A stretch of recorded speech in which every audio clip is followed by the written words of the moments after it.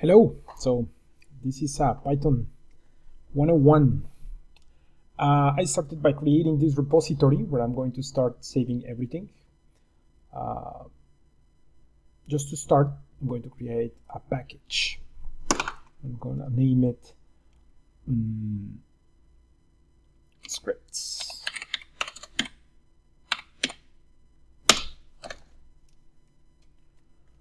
And I'm going to create also a new Python file. This Python file, I'm going to name it variables, which is what I'm going to talk right now.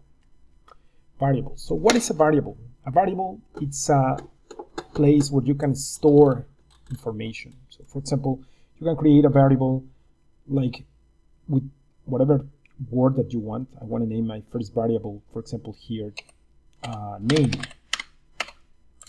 I can put here that my name is Daniel. I can create another variable, like for example, my number, my age. Let's put here 43. I can create here one more variable, that's my height. And I can put 1.73. Okay. So all these are variables. This first variable is of type string. This second variable is of type integer. This third variable is of type float. A variable can store any kind of data. It can store sometimes objects that are made in Python. I'm going to start working with PyML or with Maya at some point to show how these Python things work in Maya. But anyway, after you understand what is a variable that can store things, you need to know some functions. A function is, for example, the print function. This is one of the default functions that Python has. And you can print, for example, the name. And let's run this. Let's see if we can run this inside PyCharm. Let's go here and let's go to run. Okay, and it's printing here. It's printing Daniel, so it's printing the name. Let's try to print something else. Let's try to print now the age. Let's try to print the height, right? So we can print here the age, we can print here the height. And okay, and now it's printing. I'm pressing Shift F10 in order to run it. And here I have it. It's Daniel 43, 1.73. So I print these three variables. And this is a function. A function has attributes.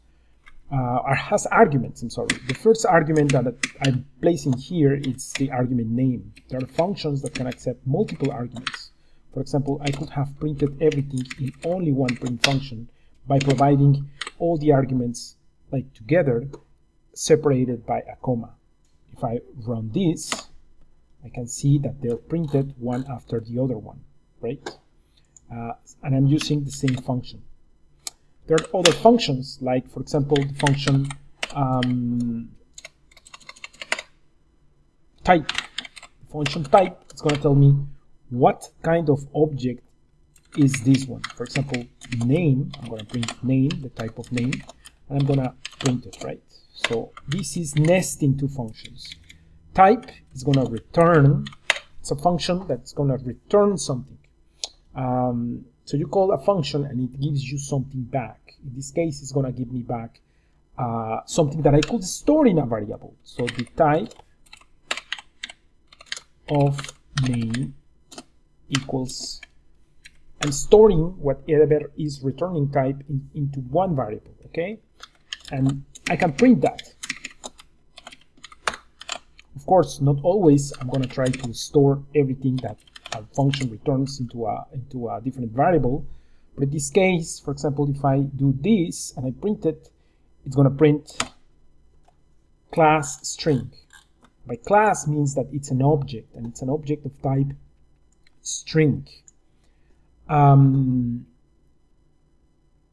yes, I can just nest the functions. Like for example, instead of saving it first to a variable and then writing the variable inside the print, I could just nest it. This is nested functions. And if I have nested functions and I print the result, I'm going to get the exact same result. So the class is string. I told you that these and these objects are of different type.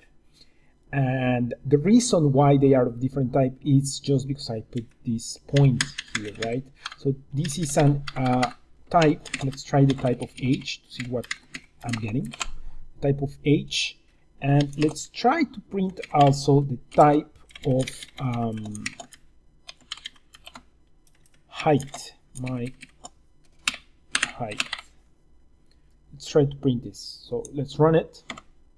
I can see that my H is of type integer and my height is of type float. So these two objects are of different type.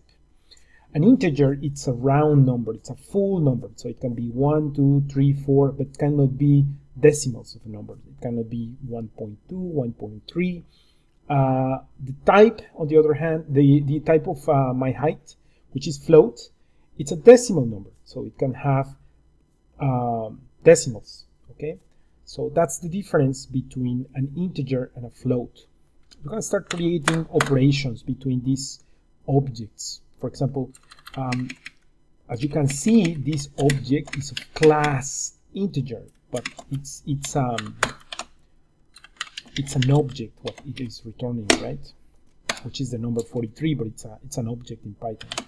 I can just add these two numbers. I can print this, and I can say, if I print this, the result is the addition of 43 plus 1.73. So as you can see, you can have operations between objects, even though they are of different type.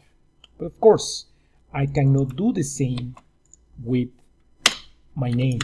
If I try to do this with my name, I'm going to find out that my name, I'm sorry, it's just name, the name of the variable, name plus height. I cannot execute this. If I try to execute this, I'm going to get an error. And the error is because this operation is not supported between two different types of attributes. Concerning variables, you can always turn one variable of one type into another one. So for example, if I have another number, like for example, let's try the number. It's gonna be equals to, I'm gonna make it string, so that's why I put the colons.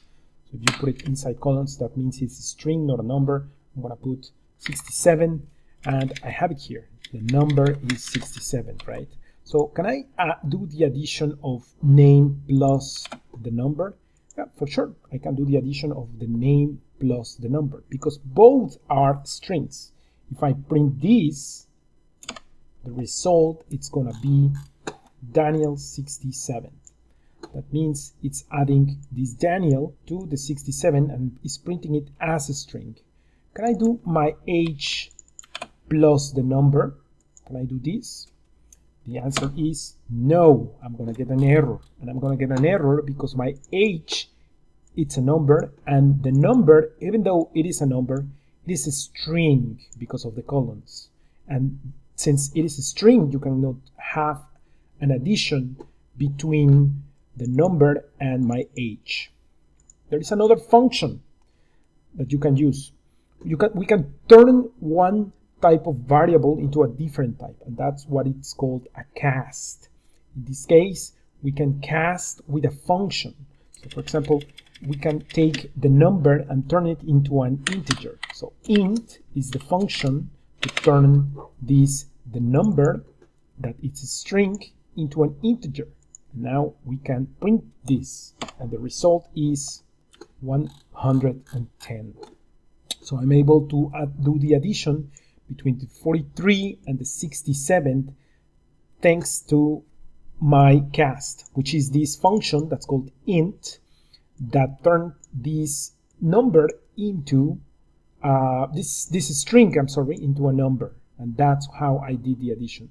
Could I have done the same if I turn my age into a string? Yes, if I can turn this into a string and I do the addition with the number, I could have gotten a result. Sorry, it's here str. In this case, both are of the same kind. If I do this, the result is completely different. Now it's just concatenating both the strings. I have 43 and 67. They are together. That's the addition between strings. I could have done the same with my height. I could have just placed here my height. I can do the addition between two different types by turning one into the other one. But the result is different, as you can see. So this is what's called casting. So you need to do a cast in a certain object to turn it into a different type. And variables come in many ways. Variables are not only these numbers. It can be classes, it can be objects, it can be many things. And there are many functions that we're going to start checking out that are in Python by default, that are the basic functions in Python. So I'm going to leave it at the moment there. I hope that you understand what is a variable. And I saw three types of variables. I saw float, integer, and string. And I want you to know that functions exist, and also that you can nest the functions, and that you can turn certain variables into a different kind by doing the cast. I hope that this was clear, and that's it for the moment. If you have any questions, let me know.